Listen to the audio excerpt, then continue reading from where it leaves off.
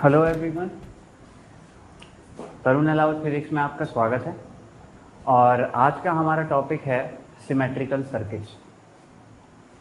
तो सबसे पहले शुरुआत करते हैं, सिमेट्रिकल सर्किट्स क्या होते हैं।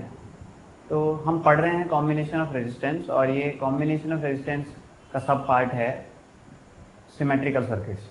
तो सिमेट्रिकल सर्किट्स किस तरीके के सर्किट्स होते हैं, तो जैसे फॉर एग्जांपल ये एक सर्किट है,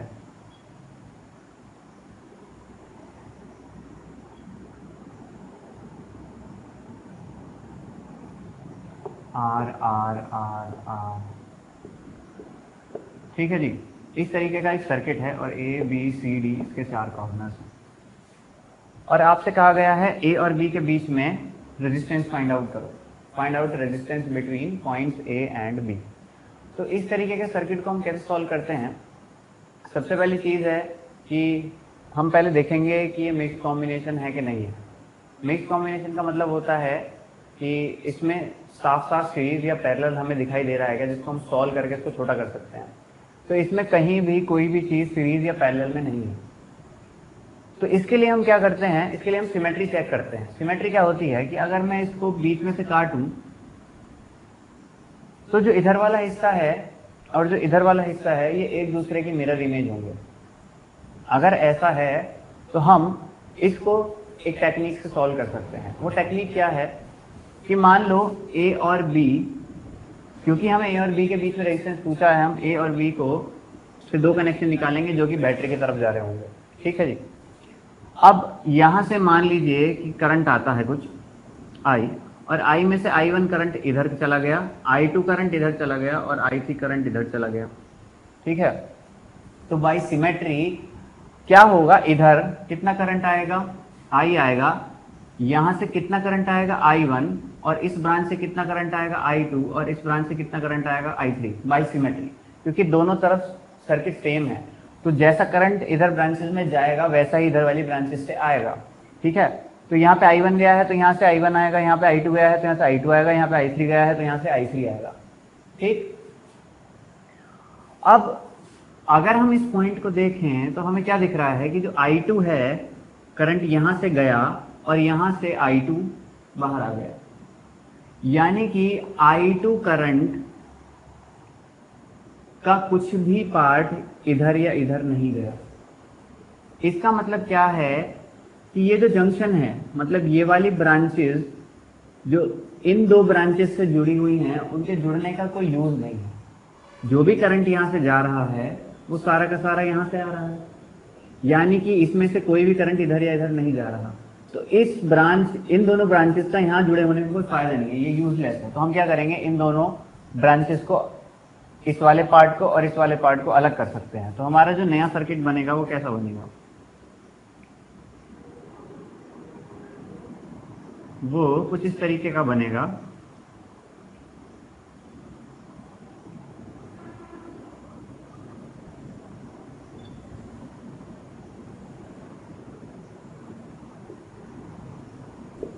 ठीक है जी। अब हम इसको बहुत आराम से सीरीज और पैरेलल का फॉर्मूला लगा के सॉल्व कर सकते हैं। R और R हो जाएगा 2R, और R और R हो जाएगा 2R, ठीक है। तो मैं यहाँ पे क्या लिख सकता हूँ, यहाँ पे हो जाएगा 2R और यहाँ पे क्या हो जाएगा 2R। अब 2R और R पैरेलल में है, पैरेलल में हम फॉर्मूला क्या लगाते हैं, शॉर्टकट फॉर्मूला होता है ऊपर मल्टीप्लाई नीचे ऐड, यानी 2R into R over 2R plus R यानी 3R, यानी कि 2R/3। तो इन दोनों को सॉल्व करेंगे तो क्या आ जाएगा 2R/3, 2R/3। सिमिलरली इन दोनों को सॉल्व करेंगे तो क्या आ जाएगा 2R/3। अब मुझे क्या दिख रहा है, R और 2R/3 किसमें है, सीरीज में। तो ये क्या हो जाएगा, R और R 2R प्लस 2R/3, तो ये हो गया 8R/3। तो यानी कि ये 3 सॉल्व होके क्या हो जाएंगे 8R/3,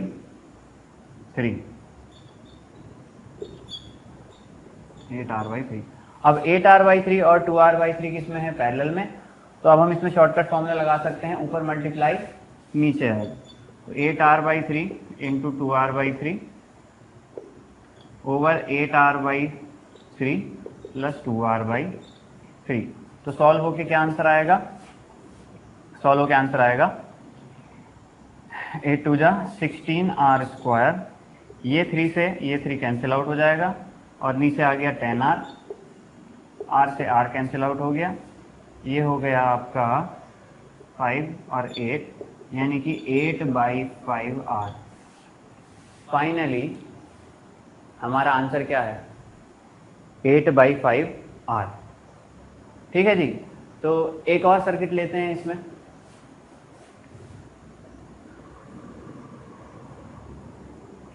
अगर हम एक और सर्किट की बात करें तो एक नया सर्किट कैसा हो जाएगा? जैसे कि फॉर एग्जांपल ये सर्किट है,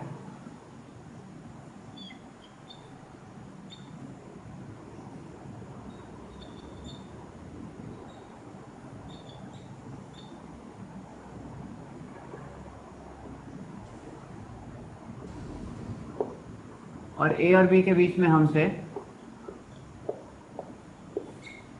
रेजिस्टेंस पूछा है। तो फिर से हम क्या देखेंगे कि यहाँ पे सिमेट्री है, प्लेन ऑफ सिमेट्री आ रहा है, प्लेन ऑफ सिमेट्री आ रहा है यहाँ पे। तो अगर यहाँ से I करंट गया I1 और यहाँ से गया I2 करंट, तो यहाँ पे क्या आना चाहिए? I1 और यहाँ पे क्या आना चाहिए? I2। इसका मतलब ये जंक्शन यूजलेस है, इसको हम हटा सकते हैं। तो हम इसको हटाएंगे, ये हो गया। अब R और R किस में आ गया? R और R आ गया सीरीज में, तो ये हो गया 2R। 2R और R आ गया पैरेलल में, तो ये हो जाएगा 2R/3। 2R/3 और 2R ये हो गया 8R/3।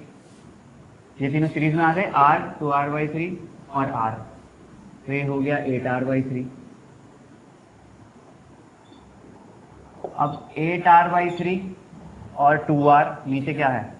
नीचे है 2R, ये आ गए पैरेलल में, ये पैरेलल में आ गए। फिर से शॉर्टकट फॉर्मूला 2R ऊपर मल्टीप्लाई, नीचे है 2R into 8R/3 over 2R plus 8R/3, यानी कि हो गया सॉल्व करके 16R² ओवर, यहाँ 3 LCM हो गया, ये हो गया 3 2 जा 6 6 8 14R। R से R कैंसिल, ये हो गया आपका 8/7R। ये दोनों को सॉल्व करके क्या आंसर आया? 8/7R। इस तरीके से हम इन क्वेश्चन को सॉल्व कर लेते हैं। ठीक है जी। आगे बढ़ते हैं, एक और सर्किट लेते हैं।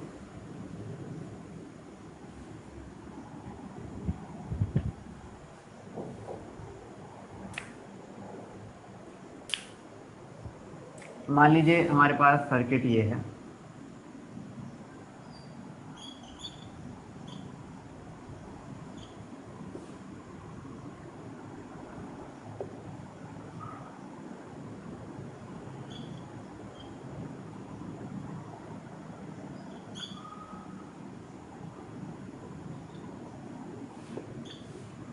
ए एंड बी। ए और बी के बीच में हमसे रेजिस्टेंस पूछा है आपकी बार, इसको हम कैसे सॉल्व करेंगे? इसको कैसे सॉल्व करेंगे? तो सिमेट्री एक टाइप की और होती है जिसको हम कहते हैं फोल्डिंग सिमेट्री। अगर आप ये लाइन देखें, वो लाइन जो कि 2 पॉइंट्स के थ्रू जा रही है, जिन 2 पॉइंट्स के अक्रॉस आपसे रेजिस्टेंस पूछा है, उन दोनों पॉइंट से जाने वाली लाइन आप देखें और उसके ऊपर और नीचे अगर आपको मिरर इमेज दिख रही है, तो इसको हम कहते हैं फोल्डिंग सिमेट्री। इसको हम कहते हैं फोल्डिंग सिमेट्री। ठीक है, यानी ऊपर का हिस्सा और नीचे का हिस्सा क्या है? सेम। जब भी फोल्डिंग सिमेट्री होती है, हम नीचे वाले हिस्से को फोल्ड करके ऊपर लगा सकते हैं। हम इसको अगर ऐसे फोल्ड कर दें तो क्या होगा? ये वाला रेजिस्टेंस इसके ऊपर आ जाएगा, ये वाला रेजिस्टेंस इसके ऊपर आ जाएगा, ये वाला इसके ऊपर आ जाएगा, ये वाला इसके ऊपर आ जाएगा, ये वाला इसके ऊपर आ जाएगा। जैसे ही ये इसके ऊपर आएंगे तो क्या हो जाएगा कि यहाँ पे 2R हो जाएंगे, यहाँ पे भी 2 रेजिस्टेंस हो जाएंगे, यहाँ पे भी दो रेजिस्टेंस हो जाएंगे, यहाँ पे भी दो रेजिस्टेंस हो जाएंगे, यहाँ पे भी दो रेजिस्टेंस हो जाएंगे। अब आर और आर पैरेलल में, अब इसको हम सॉल्व कर सकते हैं सिंपल। आर और आर क्या है पैरेलल में, तो इसको हम क्या लिख सकते हैं, आर बाई टू। ये सॉल्व होके क्या आ जाएगा, आर बाई टू। ये सॉल्व होके क्या आ जाएगा, आर बाई टू। ये सॉल्व होके क्या आ जाएगा, आर बाई टू। ये सॉल्व होके क्या आ जाएगा, आर बाई टू। ठीक है जी। आप क्या कर सकते हैं, अब हम इसमें सिंपल सिमेट्री लगा सकते हैं, यानी कि इधर वाला हिस्सा और इधर वाला हिस्सा सेम होगा। तो यहाँ से मान लीजिए I1 करंट गया, यहाँ से I2 करंट गया, तो यहाँ से कौन सा करंट आएगा, I1, और यहाँ से कौन सा करंट आएगा, I2। इसका मतलब ये जंक्शन यूजलेस है, इस जंक्शन को हम हटा सकते हैं। ये दोनों सीरीज में आ गए। अब जब ये दोनों सीरीज में आ गए हैं तो R/2 क्या हो जाएगा, R। अब R और R/2 किस में है, पैरेलल में, तो इसको सॉल्व कर लेते हैं। कितना हो जाएगा, R into R/2 over R plus R/2 यानी 3/2R। 2 से 2 कैंसिल आउट हो गया और R से R कैंसिल आउट हो गया, यानी कि R/3। तो इसको सॉल्व करने पे क्या आया, R/3। अब R/3, R/2 और R/2 किस में है, सीरीज में, ये सब ऐड हो जाएंगे। R/2 हो गया R, और R प्लस R/3 कितना हो जाएगा, 4R/3। तो इन दोनों को सॉल्व कर लेंगे, इन तीनों को, तो आंसर क्या आएगा, 4R/3। 4R/3। सिमिलरली R और R क्या हो गया, 2R। इसको सॉल्व कर लेते हैं, क्या आंसर आया, 2R।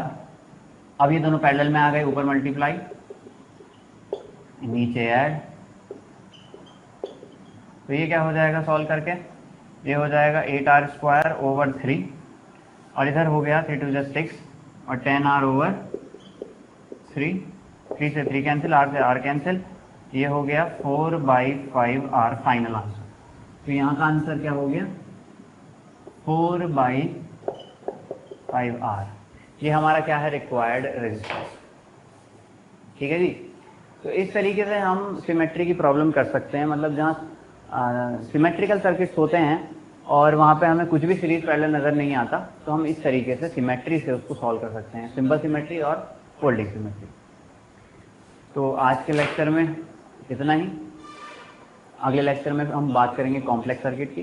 तब तक के लिए गुड डे।